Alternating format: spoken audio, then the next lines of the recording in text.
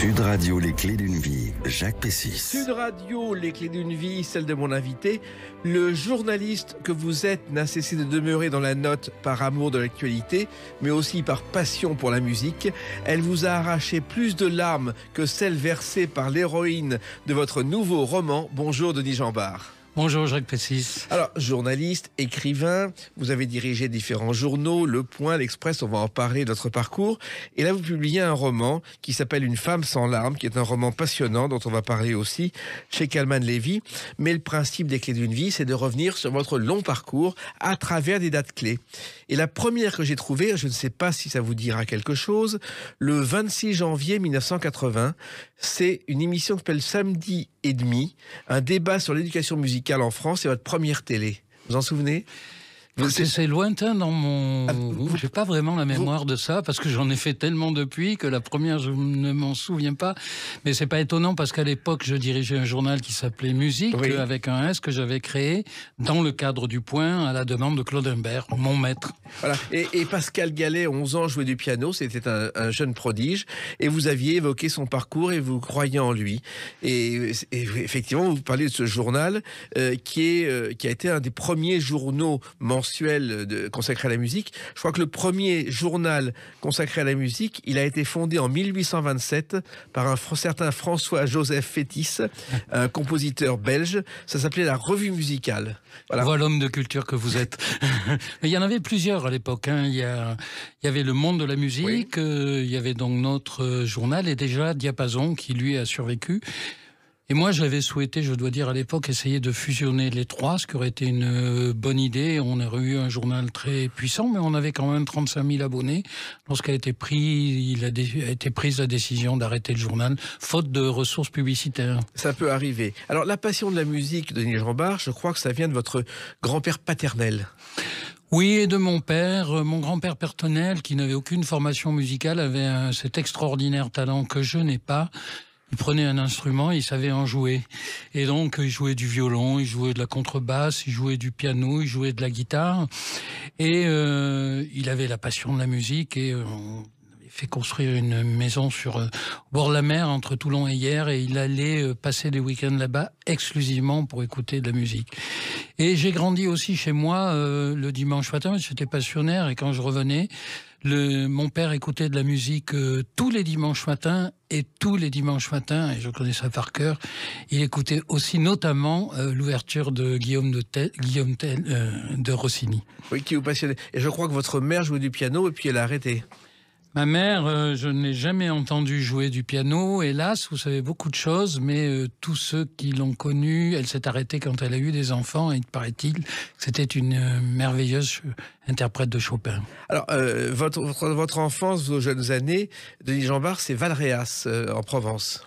Oui, c'est un endroit très particulier, c'est une enclave du Vaucluse dans la Drôme, parce que le Vaucluse a été créé, dernier département créé au moment de la Révolution française, et Vaucluse a été créé sur la découpe des États papaux, des anciens, que les papes avaient gardé depuis l'histoire des papes d'Avignon. Et ils avaient acheté cette petite terre en dehors du comtat venessin, paraît-il, pour aller y passer les étés quand ils étaient trop chauds. Je ne suis pas sûr que le pape y soit jamais allé. Mais donc, Valréas s'est retrouvée prise dans cette constitution du Vaucluse. Et c'était extraordinaire, ce petit canton. Pour rejoindre le département du Vaucluse, il faut toujours traverser la Drôme. C'est drôle. Alors, il se trouve en plus qu'il y a un lieu qui est lié à votre métier, puisqu'il y a un musée du cartonnage et de l'imprimerie. Oui, ça a été même la capitale du cartonnage et de l'imprimerie pendant des années, parce que tout ça est né, figurez-vous, dans les années au milieu du 19e siècle, avec les cocons de soie qu'il fallait expédier, puisqu'on faisait de l'élevage de vers à soie avec les soieries lyonnaises à côté, et c'est extrêmement fragile, et c'est un Valréasien qui, après un déplacement en Allemagne, avait dit « mais si on les mettait dans des boîtes en carton ?» Et là, s'est développée une très importante industrie, puisque dans cette petite ville de moins de 10 000 habitants, il y avait 21 cartonnages, et d'ailleurs, mon grand-père en a créé un. Voilà. Et quelqu'un aurait pu venir, s'il avait persisté dans son métier, c'est Jacques Brel, puisque son père tenait une usine de cartonnage et il a fui en disant c'est pas mon métier. On connaît la suite. L'enfance est assez tranquille pour vous, Denis Jeanbart, et je crois que vos premiers souvenirs musicaux, ce sont les jeunesses musicales à Avignon. Oui, parce que j'étais pensionnaire et le seul moyen de s'échapper, c'était d'aller le jeudi soir, je crois, une fois par mois aux jeunesses musicales et de ne pas se retrouver dans le dortoir à 21h15. Donc j'avais adhéré aux jeunesses musicales et en effet, on allait à l'Opéra d'Avignon, qui est d'ailleurs une très belle salle, hein, un très joli théâtre qui vient d'être refait à neuf. Et donc, en effet, j'allais écouter de la musique. Parfois, je dois bien dire, de manière un peu dissipée. C'est-à-dire que les filles vous intéressaient plus que la musique ? Ça arrivait. Voilà. Et puis un jour, à côté de chez vous, il y a quelqu'un dont le nom est resté célèbre, chez Charles Munch, qui a été directeur de l'orchestre de la Société des concerts du Conservatoire, qui a enregistré des musiques de films, dont celle des Enfants du Paradis. Et Charles Munch s'est un jour retrouvé à côté de chez vous, mais vous ne l'avez pas vu. Alors voilà ce qui s'est passé. Je faisais mes études à Paris, j'ai fait du droit à Montpellier, puis je suis rentré en deuxième année de Sciences Po, j'ai terminé mon droit à Assas, et j'habitais chez mes grands-parents, rue Saint-Martin, à Paris, et ma chambre donnait sur une cour, et nous étions mitoyens de la Gaîté Lyrique. Grand théâtre encore célèbre. Un grand théâtre qui a beaucoup changé aujourd'hui. Et figurez-vous que dans cette année 68, eh bien, Charles Munch faisait répéter ce qui allait devenir des musiciens qui allaient former l'orchestre de Paris. Et j'entendais cette musique, ces répétitions, et ça me fascinait. Et en effet, mes études étaient peuplées par les répétitions de Charles Munch. Mais je ne l'ai jamais vu. Mais j'ai fait un jour dans un livre qui s'appelle Portrait craché, son portrait, parce que j'ai retrouvé à l'INA les répétitions de Charles Munch à la Gaîté Lyrique. Et par la fenêtre, vous voyez aussi les danseuses qui travaillaient avec lui, je crois. Bien, vous savez vraiment tout. Oui, en effet, il y avait je sais pas comment on appelle ça, enfin l'endroit où les danseuses s'habillaient et se déshabillaient. C'est pas désagréable. Ce n'est pas désagréable pour un jeune homme de 20 ans. Et puis en revanche, il y a un musicien légendaire que vous avez rencontré. Écoutez.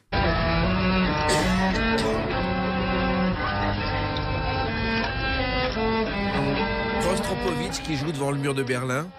Et ça, c'est un moment historique. Alors ça, c'est une rencontre, ça c'est un moment historique et pour moi une rencontre inoubliable. Parce que à la création du numéro 1 de musique, il est venu à Paris, il jouait à Strasbourg, il est venu à Paris. Et nous avions un collaborateur, André Tupeuf, personnage merveilleux, est décédé il n'y a pas très longtemps. Et et nous avions fait la couverture sur Rostropovitch. Et Rostropovitch est venu au journal. Il nous avait promis de venir au journal, je me souviens, un mercredi à 18h. Et à 18h, il a frappé à la porte, accompagné d'André Tubeuf. Il était accompagné de son épouse Vichneskaya, la grande cantatrice. Et il a été absolument merveilleux, alors à la russe, en nous embrassant, et en disant, je ne sais pas comment vous remercier. Il se promenait avec son instrument, hein, très connu, ce violoncelle, parce qu'on dit que il avait été griffé par un éperon de Napoléon, et il a commencé à nous jouer des suites de Bach pendant 20 minutes, une suite de Bach pendant 20 minutes. Et je dois dire qu'on avait tous les larmes aux yeux. Il y a de quoi, effectivement. Mais ce qu'on a oublié aussi, c'est que le jour où il était sur le mur de Berlin, il y a des gens qui ne l'ont pas reconnu et qui lui ont jeté des pièces. C'est extraordinaire. Alors, justement, vous parlez du bac. Le bac, vous l'avez passé et vous avez fait ensuite une terminale philo, je crois une terminale philo au lycée Mistral d'Avignon, oui. Et ensuite une licence en droit et Sciences Po, parce que déjà, vous aviez envie d'être journaliste. En fait... c'est amusant, je sais pas, je dois avoir un intérêt pour la chose publique et pour les autres, très jeune, et jusqu'à l'âge de 8-9 ans, je voulais être président de la République. Oui. Et puis un jour, j'ai décidé que sans doute c'était un objectif impossible. Non, j'ai toujours rêvé d'être journaliste et j'ai réalisé mon rêve. Et effectivement, vous avez... petit à petit, n'ont pas fait une école de journalisme. Mais non. J'ai échoué d'ailleurs au CFJ. Oui, ils ne voulaient pas. Écoutez, j'étais en deuxième année de Sciences Po et on était un petit groupe de 4 ou 5 étudiants de Sciences Po. Moi, c'était en troisième année même, je crois. Et j'avais déjà ma licence de droit, ce qui est aujourd'hui l'équivalent d'un master. Et on est allé présenter, on a eu des notes épouvantables. Et donc, j'ai été calé. Ça ne m'a pas empêché d'espérer. Voilà, et je crois que c'est le réseau de Valréas, Denis Jambard, qui a fonctionné parce que votre mère connaissait la femme d'un grand journaliste qui s'occupait du Vatican, qui était Robert Serroux. Absolument, ma mère et sa femme étaient des amis d'enfance et Robert m'avait toujours entendu dire que je voulais être journaliste. Il me suggérait, lui, de faire l'ENA, pas du tout de prendre cette voie-là. Et il m'a mis vraiment, comme on dit, le pied à l'étrier de manière absolument extraordinaire. J'ai passé mon grand oral de Sciences Po de sortie, je crois, un 9 août, et le 9 août 70 et le 11 août, je débarquais comme stagiaire à Paris Match, et j'y suis resté 2 ans. Et Robert, avec une immense générosité, qui n'était pas un personnage facile, il pouvait être colérique, mais c'est un homme exceptionnel. Quand on s'est créé le Point, qu'on m'a proposé d'y aller, dès la création, il m'a incité à y aller, ce qui était un déchirement, je pense, pour lui, parce que j'étais son élève, et pour moi, parce que c'était mon premier maître en journalisme. Il faut savoir que Robert Serroux a été le premier journaliste à faire un reportage dans les appartements privés du pape en 52 au Vatican. C'est une personnalité considérable à Paris Match, Robert Serroux. Il y est resté... jusqu'à ce qu'il prenne une retraite tardive. Mais en effet, il occupait une place liée à sa spécialité, mais aussi à son grand talent de journaliste, qui fait que il était devenu rédacteur en chef de Paris Match aux côtés de quelqu'un d'aussi célèbre qui co-dirigeait d'ailleurs RTL, c'est-à-dire Raymond Castan. Exactement. On va revenir sur tout ça en parlant justement de quelqu'un d'encore plus célèbre et une autre date, le 7 mai 1995. À tout de suite sur Sud Radio avec Denis Jambard.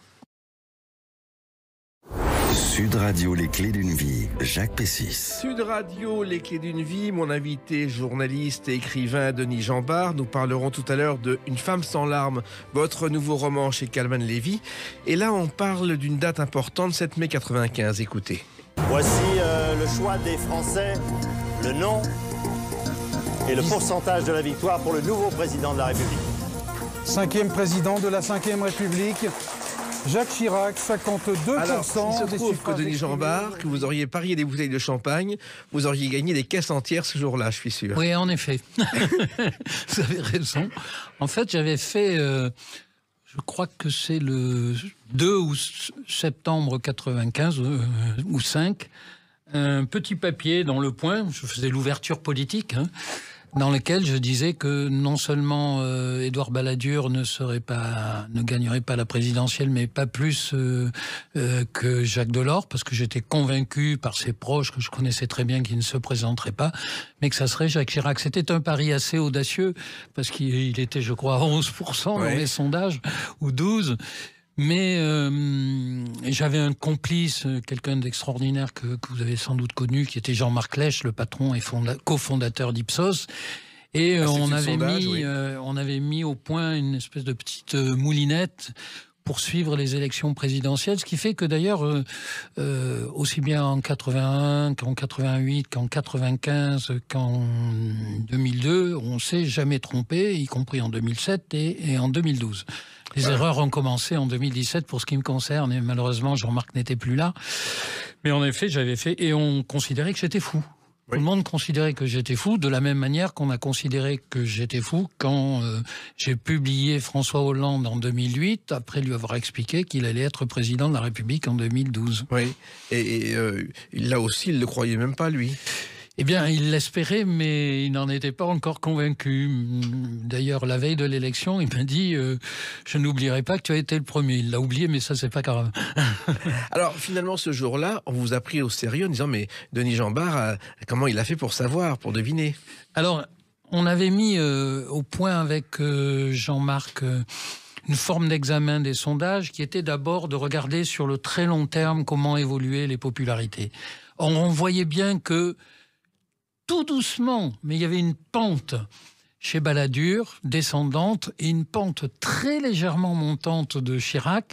Et il nous semblait que tout ça allait se croiser au mois de février. Quand même, un côté Paris, quand j'ai écrit ça, je dis honte, parce que j'ai tellement réfléchi avec Jean-Marc. La deuxième chose, c'est que je pense qu'il faut avoir le parti dominant quand on gagne, qui avait à l'époque 3 éléments, le parti dominant, et que c'est une construction pyramidale. Donc le RPR avait raflé toutes les élections locales, régionales, et donc il ne restait plus, passez-moi l'expression, que la cerise sur le gâteau, la présidentielle. Et puis il fallait avoir aussi le discours dominant. Alors ça, j'avais eu la chance d'avoir l'exclusivité presse écrite du fameux petit livre avec la pomme sur la fracture sociale, et j'étais convaincu que Chirac avait trouvé là le thème de la campagne. Et le dernier point, c'était, en dehors de l'histoire des dynamiques des courbes, c'était 10 items qu'on avait mis au point sur la présidentialité. Balladur était devant dans 9 sur 10. Jean-Marc Lèche était persuadé que ce qui primait tout, c'était le dynamisme. Et Jacques Chirac était toujours considéré comme plus dynamique. Et c'est à partir, vous voyez, de ces 3 éléments qu'on a décidé ensemble, et moi exposé en écrivant de dire que Chirac serait élu. Voilà, c'est ce qu'il s'est passé. Mais Chirac est resté pour vous un personnage très mystérieux, Denis Chambard. Ah oui, c'est un étrange personnage que je n'ai pas épargné d'ailleurs par la suite, puisque j'ai écrit « Accusé Chirac, levez-vous » longtemps après. Mais c'était assez amusant, parce que la certitude qu'il serait élu était absolue. Et je la partageais, je reparle de Jean-Marc Lèche, on l'a partagé. Mais je voulais être sûr qu'il n'allait pas s'arrêter en cours de route, donc j'allais le voir à peu près tous les 15 jours. Et cet homme qui, à mon avis, doutait beaucoup de lui-même en réalité, ne cessait de me répéter comme un mantra « Monsieur Chambard, je suis le 8 mai, je ne sais plus la date de l'élection précise, 8 mai, oui. Au lendemain de mon élection à la présidence de la République. » Il n'en démordait pas. Et j'ai continué à le voir assez régulièrement. Je sais qu'il a beaucoup flotté quand même à la fin de l'année 94. Il s'est posé beaucoup de questions. Mais moi, j'ai dit, dès lors que Delors avait annoncé à carte sur table qu'il ne se présenterait pas, eh bien, je ne doutais plus, et je lui disais, mais si, vous voyez, vous avez tous les éléments. Non, enfin, mon analyse fait que je considère que c'est pas un engagement chiracien, c'était un travail d'analyste politique pur et simple. Alors justement, avant la politique, Denis Chambard, en arrivant à Paris Match, vous avez appris à peu près tous les métiers. Vos premiers reportages, je crois que c'était sur les médecines parallèles, et ça n'avait rien à voir avec le monde politique. Alors ça, c'est mon premier reportage en effet à Paris Match, et c'était précisément sur Mességuet.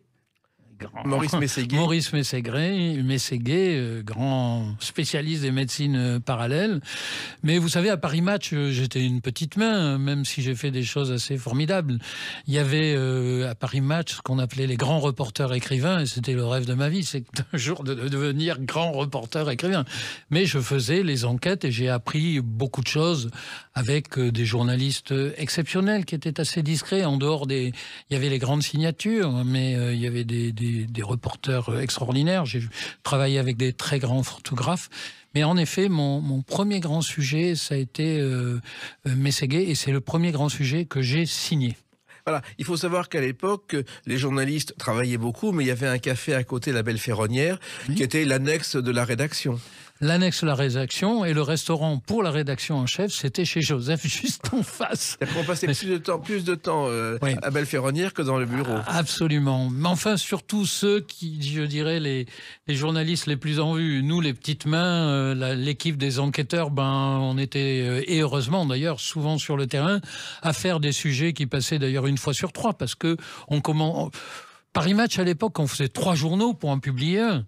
Et il y avait une espèce de séance traditionnelle des patrons, je crois que c'était le mercredi soir ou le jeudi soir, enfin le soir du bouclage, autour de la table avec un bon dîner, les cigares, et on décidait de ce qu'on allait faire. À ce moment-là, on choisissait entre les différents sujets qui avaient été réalisés pendant la semaine.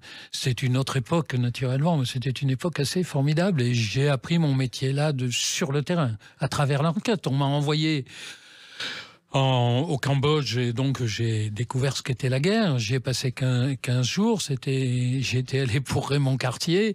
J'ai ramené 80 pages qui ont fait 5 lignes dans le papier de Raymond Cartier. Mais ça apprenait l'humilité aussi, vous savez. Voilà. Et c'était le temps aussi des premiers paparazzi. Oui, alors ça avait commencé naturellement à partir de 68, surtout. Enfin bon, il y avait déjà eu ça, mais à partir de 68, la libération des mœurs.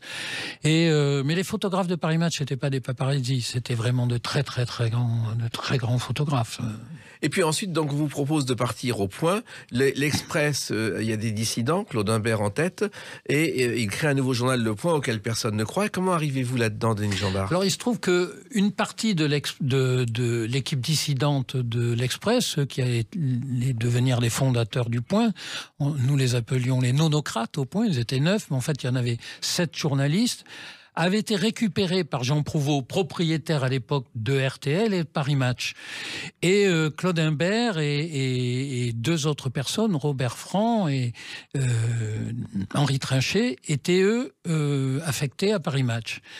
Et je me souviens la première fois que j'ai vu Claude, il nous reçoit dans son bureau, il était rédacteur en chef, et il nous avait dit, on était 4 journalistes, notamment Jean-Marie Ponto, et il nous dit oui, je sais que je suis tombé dans un marécage, parce que Paris Match, faire bouger Paris Match, c'était pas facile, surtout quand on leur proposait de le transformer en news magazine.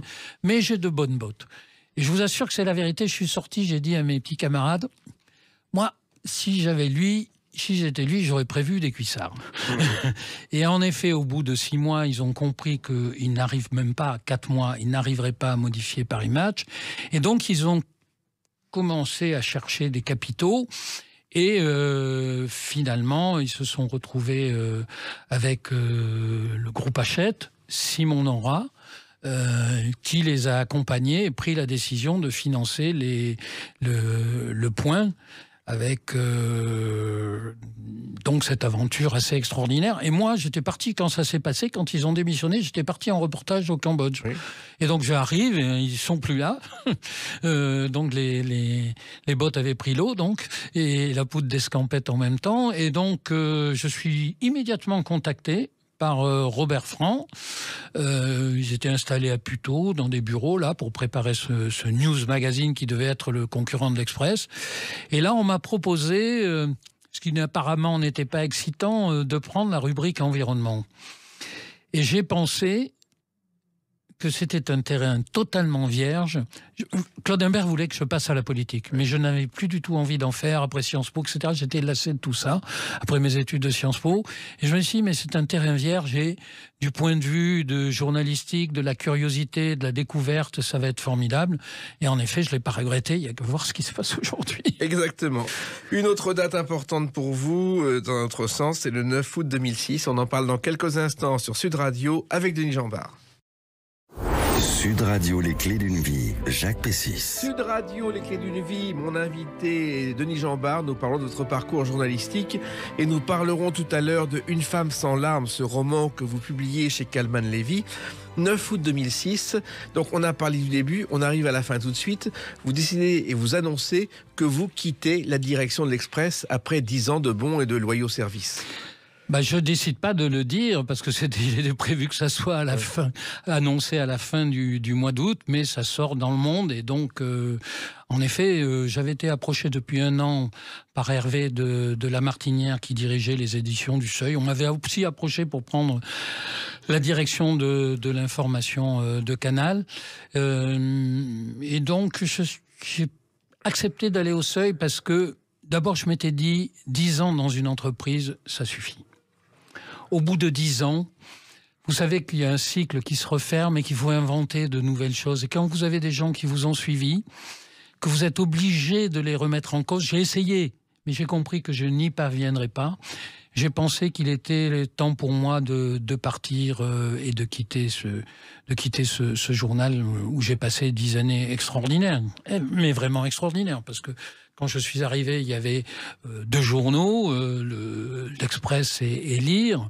J'étais directeur de la rédaction de l'Express. Et puis au bout d'une année, après une période très agitée où le journal avait failli être vendu au Monde, je suis devenu en même temps président du directoire et on est passé de 300 collaborateurs à 1000, de 2 journaux à 14. Donc vous voyez, ça a été une aventure à la fois journalistique exceptionnelle pour moi, de relancer ce journal, d'en faire ce qu'il est devenu, un journal profitable, je dis, c'est pas un gros mot pour un journaliste, profitable, rentable. Claude Imbert m'avait appris que il n'y a pas de liberté sans résultat, sans bénéfice. Voilà, pour réduire sa pensée. Et j'ai toujours pensé ça. Alors c'était un véritable pouvoir, puisque l'un des premiers à vous convoquer en apprenant la nouvelle, c'est Nicolas Sarkozy, président de la République, Denis Jeanbart. Alors en 2006, quand je quitte, il me convoque quand je quitte l'Express. C'est ça, je ne sais pas où vous avez trouvé cette anecdote, parce que je l'ai peu racontée. Et il me dit, mais, vous savez, il tutoie tout le monde. Il me dit, mais pourquoi tu quittes l'Express ? Alors, je lui dis un peu ce que je viens de vous dire. Et j'ajoute d'ailleurs que je m'étais toujours dit que je finirais dans une maison d'édition et dans l'écriture. Bon, j'avais déjà, que là j'avais 58 ans. Je sais plus. Et donc, c'est le choix que j'ai fait, je lui explique ça. Je le reverrai toujours, il était ministre de l'Intérieur, la porte-fenêtre là, du bureau de Cambacérès était ouverte, il va la fermer, il revient me voir, et là, il me dit, mais tu sais, je te comprends. Parce que moi, on est en février 2006, il l'a su bien avant. Parce que moi, je ferai qu'un seul mandat et je ne me représenterai pas. La suite montre qu'il s'est trompé. Et en tout cas, j'ai tenu mon engagement des 10 ans et je suis parti donc diriger cette magnifique maison que sont les éditions du Seuil. Alors, il faut savoir, et le public ne le sait pas, que diriger un journal ou un groupe, c'est un travail de 24 heures sur 24, 7 jours sur 7, Denis Jeanbart. Ah oui, c'est un sacerdoce absolu. On se lève, en tout cas... moi, c'était le cas, à 5 h du matin. J'étais au bureau à 8 h moins le quart. Je me levais à 5 h pour relire la copie que je n'avais pas eu le temps de lire la veille, puisque là, j'étais vraiment à l'école Claude Imbert et un peu dans la filiation de ce que faisait François Giroud. Claude Imbert relisait la totalité de la copie du Point, et il l'avait appris de François Giroud, qui relisait la totalité de la copie de l'Express. Pour l'unité du journal. Pardon ? Pour l'unité du journal. Pour l'unité du journal, pour voir ce qu'il y avait dedans. Et si on vous interroge après, savoir ce que vous avez dans votre journal. Et puis aussi pour regarder la qualité de ce qui sortait simplement des services, de ce qu'avaient accepté les rédacteurs en chef. Et donc je relisais tout plume à la main. Tout plume à la main. Et alors certains me disaient, même, vous savez, j'avais créé l'Express Magazine, ce supplément qui est devenu après l'Express Fil, que j'ai créé en 98.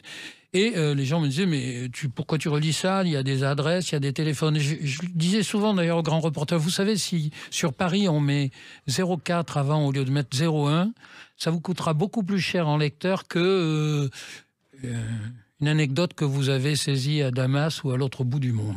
Et c'était une époque où il n'y avait pas les ordinateurs, Internet, les réseaux sociaux. Il fallait vraiment mener des enquêtes et tout vérifier autrement. Absolument. Absolument. C'est-à-dire qu'une enquête, c'était pas un sujet, un coup de fil, un papier écrit. Voilà. Non.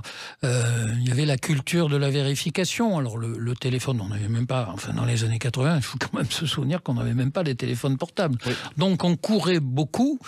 Et on considérait d'ailleurs alors qu'une bonne rédaction était une rédaction vide, c'est-à-dire que les gens cherchaient l'information. Moi, je me souviens, alors au début, de manière un peu ironique, quand je suis arrivé de Paris Match, je disais « Ah, on va faire au point le journalisme des déjeuners ». Mais en politique, c'est vrai que c'est absolument nécessaire. Et on avait fixé, quand je dirigeais le service politique du Point, un niveau de contact hebdomadaire. Et il fallait que les 5 ou 6 journalistes du Point, à l'époque, aient fait au moins 150 contacts dans la semaine. C'était le niveau le plus bas. Il fallait qu'on fasse entre 150 et 200 contacts, et on s'y mettait tous, c'est-à-dire petit déjeuner, dîner, rendez-vous dans la déjeuner, rendez-vous dans la journée. Et puis pour certains dîners, moi j'ai toujours été contre les dîners, donc quand vous vous couchez déjà très tard en travaillant et que vous vous levez très tôt, les dîners, les gens qui font de la radio très tôt savent ce que c'est, qu'il vaut mieux les éviter. Mais voilà, et on avait un nombre de contacts considérable, ce qui nous permettait de vérifier l'information, et ce qui a fait, à mon avis, dans la période 80-90, de ce qu'on appelait les indiscrets du Point, le meilleur de ce qu'il y avait sur la place de Paris. C'était absolument formidable. C'est-à-dire que quelquefois, on invitait bien sûr les ministres ou les directeurs de cabinet ou des gens plus de moindre niveau à déjeuner, mais en même temps, il y avait ceux qui étaient pour et ceux qui se fâchaient aussi. Oui, absolument. Vous savez, j'ai un souvenir absolument extraordinaire comme ça. Beaucoup appris, toujours avec Claude Imbert. Je rentre dans son bureau et il était au téléphone. Et il termine sa conversation ainsi. Il avait visiblement un ministre, j'ai pas eu la curiosité de lui demander qui c'est, ou alors j'ai oublié. Et il lui dit « Monsieur le ministre, vous ne serez plus ministre, le Point existera encore. » Et il lui a raccroché. Voilà. Donc, il faut accepter ça. Moi, j'ai eu une longue période pendant laquelle, sous Chirac, il m'était absolument impossible d'aller à l'Élysée. Parce que j'avais fait tout début de mon arrivée au Point, je trouvais que... à l'Express, l'Express avait perdu en crédibilité politique. Et en septembre 96, je l'avais écrite moi-même, une longue lettre à Jacques Chirac, qui faisait la une, je me souviens, lettre jaune sur fond noir, lettre ouverte au président de la République, ça suffit. Oui. Et donc, la suite a été très, très, très compliquée, parce qu'il y a eu une tentative de m'écarter de la direction de l'Express, et j'ai été sauvé par mon actionnaire de l'époque, Serge Tchuruk. Mais enfin, ça a compliqué beaucoup les relations, et puis, le temps a passé. Chirac, qui me trouvait très sympathique en 94-95, quand j'annonçais qu'il allait être élu. Donc il faut avoir les nez solides et être patient. Et puis quand est arrivé... Alors je ne sais plus à quelle autre occasion, je l'avais revu, et puis il y a eu de nouveau une période pendant laquelle il ne m'a pas vu pendant 2 ans. Puis quand est arrivé... oui, il m'a fait téléphoner par sa fille au bout de 2 ans, après cette première histoire, là, la lettre. Sa fille m'a dit, le président voudrait vous voir, donc je suis allé le voir. Et alors il m'a accueilli en me disant ceci, ce qui était inimitable pour Chirac. « Ah, monsieur Jean-Bart, vous ne venez pas assez souvent me voir. » C'est lui qui m'avait fermé la porte jusque-là. Et quelqu'un que vous n'avez vu qu'une fois aussi, mais ça a été mémorable une nuit, c'est François Mitterrand à l'Élysée, je crois, Denis Jean-Bart. Oui. J'avais passé un accord pour faire en 87. Juste avant l'élection de 88. Oui. Ou 86 peut-être. Non, c'est peut-être fin 86. Ouais. Quand j'avais passé un accord avec Jacques Pilan, qui s'occupait à l'époque de la communication de François Mitterrand, pour une interview sur ce qui était la haute autorité qu'avait créée de l'audiovisuel, qu'avait créé Jacques Chirac, et qui était présidé par Monsieur de Breuil, si je me souviens bien. Et Mitterrand était exaspéré par ça et voulait donner une interview. Mais il avait décidé que ça serait le jeudi soir à 22h. Jeudi soir, soir du bouclage.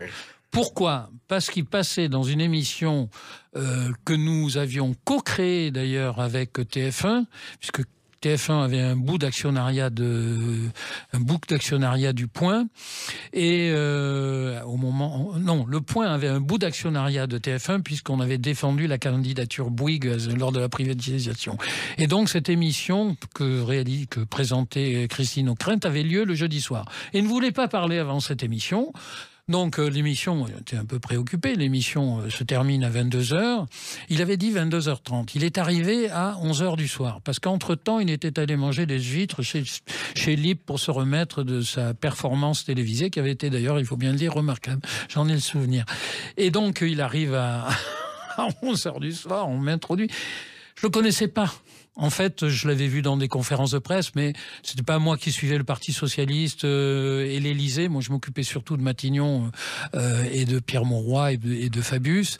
Et donc, ça m'a frappé parce que le regard de cet homme sur moi, j'ai eu l'impression de passer au rayon laser, quoi.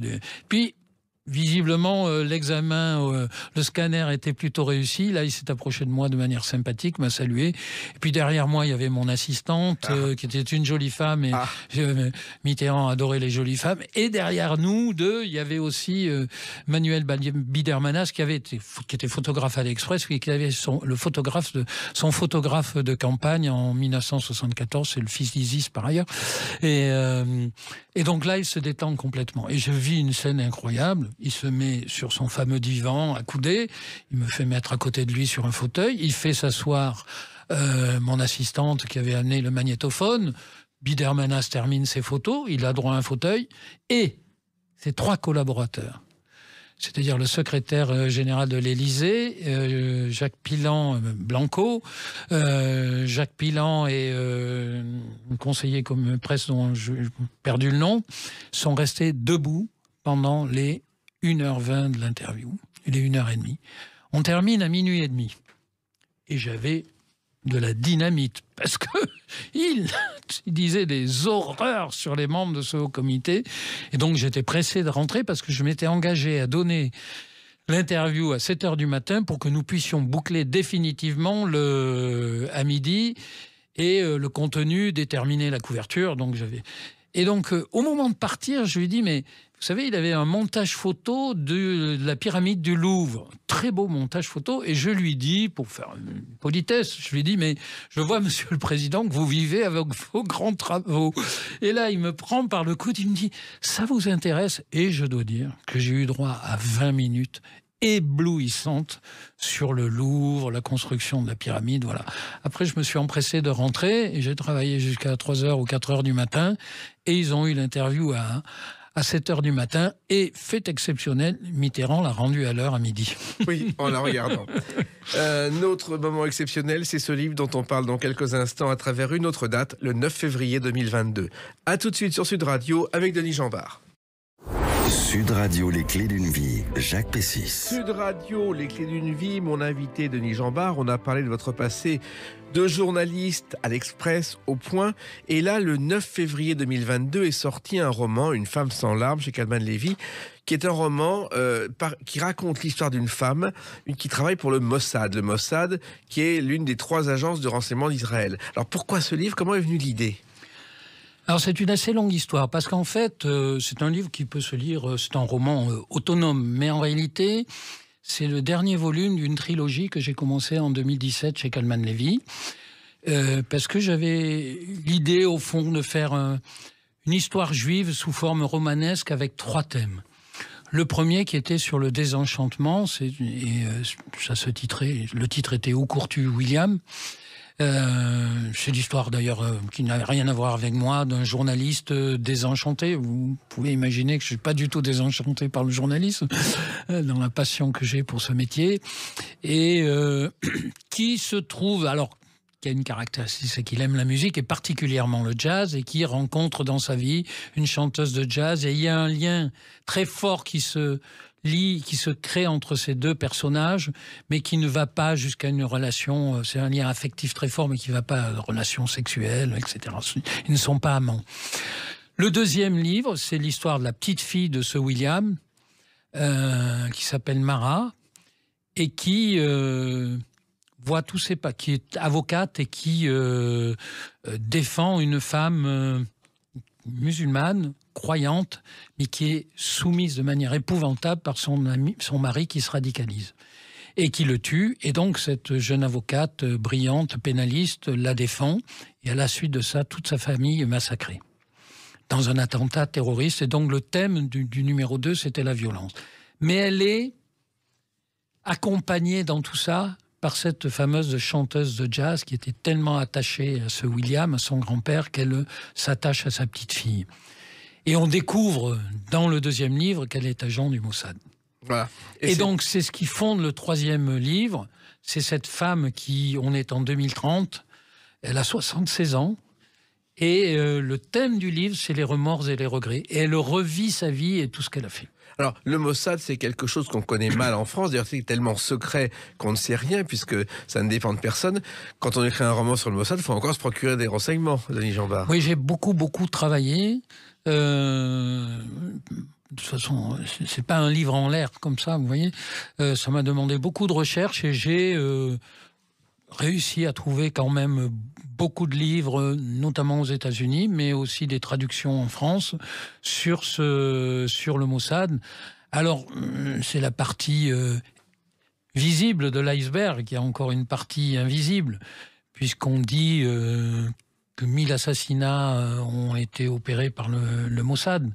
Et donc, dans tous ces livres, on n'arrive pas du tout à ces chiffres-là. Mais ça permet de comprendre, ça permet, tous ces livres qui ont été écrits, de comprendre jusqu'où ils peuvent aller. J'ai relu aussi La petite fille au tambour de Le Carré, qui a beaucoup travaillé sur ce, puisque c'est une histoire qui met en scène le Mossad. Pour essayer mon problème était de comprendre jusqu'où je pouvais aller dans une opération du Mossad. Voilà, et on peut aller très loin. Oui, parce qu'il faut savoir, même dans le souvenir des Français, l'opération des vedettes de Cherbourg, c'est le Mossad. Absolument. Les opérations de vedettes, c'est le Mossad. Entebbe, c'est le Mossad aussi. L'enlèvement d'Adolf Eichmann nazi, c'est le Mossad. C'est le Mossad. Et puis, vous avez des opérations au Proche-Orient absolument inouïes, incroyables. Vous avez des types qui restent planqués dans le désert pendant des heures, voire des jours et des jours, pour mener à bien leur opération. Donc, il y a une formation. Alors ça, j'ai réussi aussi à rentrer un peu à l'intérieur du Mossad et de voir comment étaient formés les agents et de voir aussi la hiérarchie des agents, puisqu'il y a simplement des boîtes aux lettres et puis il y a des agents actifs et puis il y a ce qu'on appelle les kidons, qui sont des tueurs. Voilà. Et mon héroïne est une tueuse. C'est une machine à tuer, mais elle a à la fois des raisons israélienne, parce qu'elle est très attachée à son pays. Sa père et sa mère sont vraiment de très vieilles familles depuis, je dirais, presque la nuit des temps, qui vivent en Israël. Et la deuxième chose, il y a une vengeance personnelle aussi, qui est que son père a été massacré pendant la guerre de 6 jours de manière horrible par les Syriens en débandade. Alors, il faut savoir aujourd'hui que 40% des agents du Mossad sont des femmes, que 30% dirigent les unités, ce qui est énorme. Oui. Et en même temps, vous racontez, parce que c'est un roman d'aventure, comment une mission est préparée, comment tout ça se passe, Denis Jambard. Oui, j'ai essayé de faire un travail. Alors, tout est romanesque, c'est-à-dire tout ce que je raconte est inventé. En revanche, j'ai voulu garder la précision de la méthode du Mossad. Et d'ailleurs, quand ils échouent, le Mossad, c'est qu'ils ont mal préparé leur opération. Or là, il s'agit d'aller éliminer, au début du livre, dans les 60 premières pages, un dignitaire syrien au cœur de Damas, un épouvantable type qui fomente des actions à ce moment-là contre Israël ou des attentats contre les Juifs en dehors d'Israël. Et donc, il s'agit d'aller l'éliminer et elle est désignée comme chef du commando avec deux jeunes types plus expérimentés qu'elle, mais c'est l'épreuve qu'elle doit passer. Et donc, j'ai à la fois, si vous voulez, expliquer les méthodes utilisées pour la préparer et comment sont mises en œuvre les méthodes aussi. Ensuite, pendant l'action, il y a la préparation de l'action et l'action. Tout ça se déroulant, en effet, dans la Syrie des années 80, à travers le Golan, comment on le franchit, comment on avance vers Damas, comment on évolue vers Damas, etc.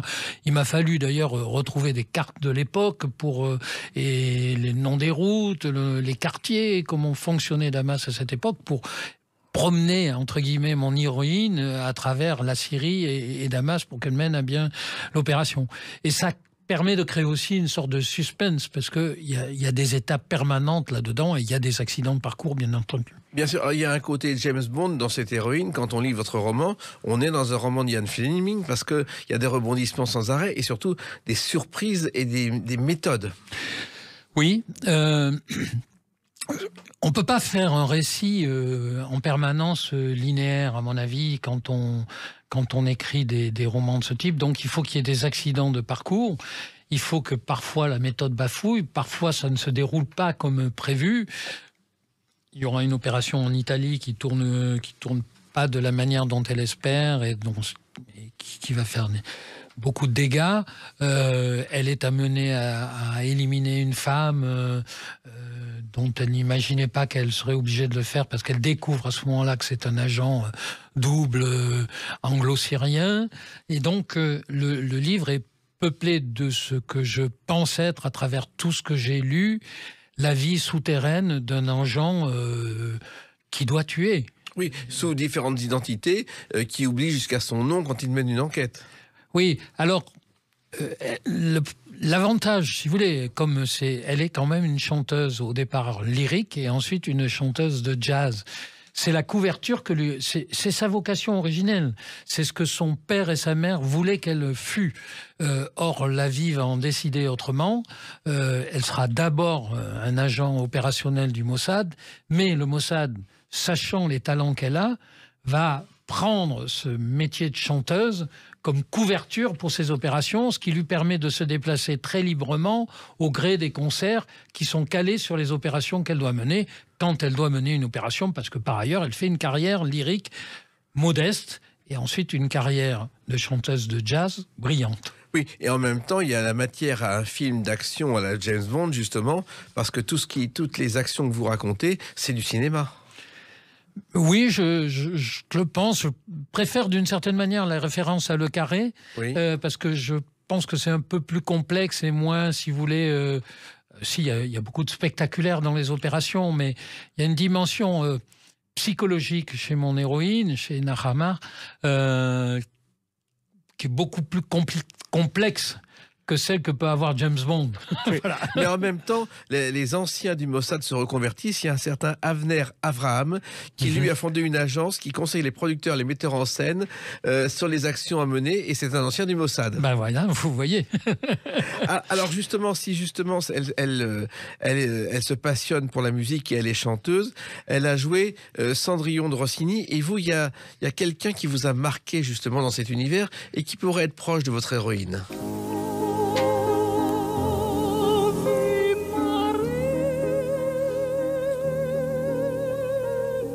Elle n'est pas agent du Mossad, c'est Jessie Norman, qu'on a connue en 1989 à Paris. Et vous avez, vous, un jour vu Jessie Norman de Denis Jambard et ça vous a marqué? Oui, j'ai eu la chance, quand je dirigeais ce journal musique avec un S que Claude Imbert m'avait demandé de créer, de rencontrer beaucoup de très grands artistes lyriques, ce qui m'a comblé puisque j'avais passion pour l'art lyrique aussi, et puis des grands musiciens. J'ai rencontré Leonard Bernstein, enfin bon, aussi. Et j'ai eu la chance de passer 3 heures avec elle. Elle était de passage à Paris elle m'a reçu dans sa suite et j'ai eu un contact absolument... C'est une femme merveilleuse. Vous savez, comme tous ces très grands artistes lyriques qui sont très entourés, très protégés, quand vous êtes seul avec eux, ils sont d'une simplicité et d'une profondeur exceptionnelle. C'est des gens qui ont une dimension vraiment rare. Et elle a ça. Et à la fin... elle a été assez merveilleuse parce qu'elle m'a dit je vous raccompagne dehors. C'était à côté de la place Vendôme, c'était pas au Ritz, rue de Castiglione, là. Et j'étais avec un photographe et elle a dit on va faire des photos. Et cette femme a un charme irrésistible. Pourtant, elle est assez imposante. Et alors, j'ai une photo où elle me donne le bras et on a l'impression d'un papillon. Elle a une grande... Bon, c'est un souvenir inoubliable, tout comme j'ai un souvenir inoubliable. J'avais pas eu de place à l'opéra, mais j'avais obtenu un dîner avec lui. Raimondi sort de l'Opéra Garnier et il me rejoint dans un restaurant que vous avez bien connu, aujourd'hui disparu, qui était une cantine journalistique qui était chez Edgar, près des Champs-Élysées. Et on est resté à discuter jusqu'à 4 heures du matin. Vous voyez. Donc ça, c'est des moments irremplaçable. Et puis vous avez eu le privilège aussi de rencontrer Michel Petrucciani, je crois, Denis Jambard. Oui, alors ça a été un coup d'amitié incroyable. Un garçon qui suivait le jazz, la variété au point, Sacha Reims, qui me dit tiens, j'ai 2 places, je peux pas y aller, tu veux pas aller écouter Petrucciani au Théâtre des Champs-Élysées. C'était un récital, donc j'y vais, je suis enthousiasmé. Et je décide de le voir, de le rencontrer. C'est notre chance dans ce métier, chance que vous partagez, c'est de rencontrer qui on veut quand on veut. Et donc on déjeune avec Michel le jeudi. Et on a une espèce de coup d'amitié. Vous avez évoqué au début de notre conversation Valréas, Michel était de Montélimar. Et on décide de... Voilà, ça a créé un lien fort. Et on devait déjeuner ensemble le jour de mon anniversaire, le 14 janvier, je crois que c'était 99. Il était parti à New York, il avait un petit appartement. Il fait téléphoner de New York à son producteur Francis Dreyfus, qui est formidable aussi, et qui m'appelle, il me dit, Michel m'a dit, appelle Denis, qui n'est pas oublié, on doit se retrouver dans le midi, on déjeunera ensemble là-bas, dans notre région d'origine. Et 3 jours après, il était mort. Mais il est en filigrane comme Jessye Norman dans ce roman, puisque la musique est très présente dans ce roman, qui est en même temps un roman d'action et un moment d'un univers totalement inconnu du public, Denis Jeanbart. Ben j'espère, il n'y a pas eu... quelques films sur le Mossad, quelques livres. J'évoque Le Carré, en effet, qui a fait un livre qui m'a passionné parce qu'il m'a montré qu'on pouvait aller très très très loin dans la manipulation. Alors, les manipulations que j'imagine ou les opérations, ce sont les miennes. Mais quand vous êtes face à un auteur comme Le Carré, que j'ai eu le bonheur de rencontrer quand je dirigeais Le Seuil, j'ai déjeuné avec lui parce que c'était un de nos auteurs, et un petit personnage aussi... exceptionnel. Donc, ce qui est formidable, vous comprenez, quand vous traitez ces sujets-là, vous pouvez presque tout imaginer. Et c'est ce qui fait la différence entre le romancier et le journaliste. Et vous avez aussi cet auteur et en même temps journaliste, c'est que tout d'un coup, quand vous êtes dans la fiction, vous vous libérez des faits qui vous contraignent dans la presse. Je trouve qu'aujourd'hui, dans les médias, le point de vue l'emporte trop sur le factuel. Moi, ce que j'ai adoré dans la presse, et ce que j'adore encore, ce sont les faits. Et comme me l'avait dit un jour, je reviens aussi à lui et Claude Imbert, il m'avait dit, je venais lui montrer qu'il allait intervenir sur 7/7, et je lui dis, mais Claude, cette affaire-là, c'est pas passé tout à fait comme on l'imaginait, et je lui donne les faits. Et il me fait cette remarque qui devrait être la Bible de tout journaliste, j'adore que les faits me donnent tort. Et ça, c'est l'expression de la curiosité absolue qu'il avait, que je crois avoir et que je pense absolument nécessaire dans le journalisme. Mais alors, dans la fiction, les faits, c'est vous qui les imaginez. C'est-à-dire que vous n'êtes pas contraint par la réalité. C'est vous qui imaginez un monde qui, en l'occurrence, là, se nourrit de la réalité, de ce qu'est le Mossad. Mais vous avez en même temps une liberté extraordinaire dans le récit que vous n'avez pas dans la presse écrite. Eh bien, cette liberté, celles et ceux qui nous écoutent la retrouveront en découvrant ce roman Une femme sans larmes chez Kalman Levy, que je recommande parce qu'on ne lâche pas de la première à la dernière ligne. Il y a plus de 300 pages. Merci Jacques. Merci Denis Jeanbart, continuez comme ça, à vivre votre passion. Merci. Les Clés d'une vie, c'est terminé pour aujourd'hui. On se retrouve bientôt. Restez fidèles à l'écoute de Sud Radio.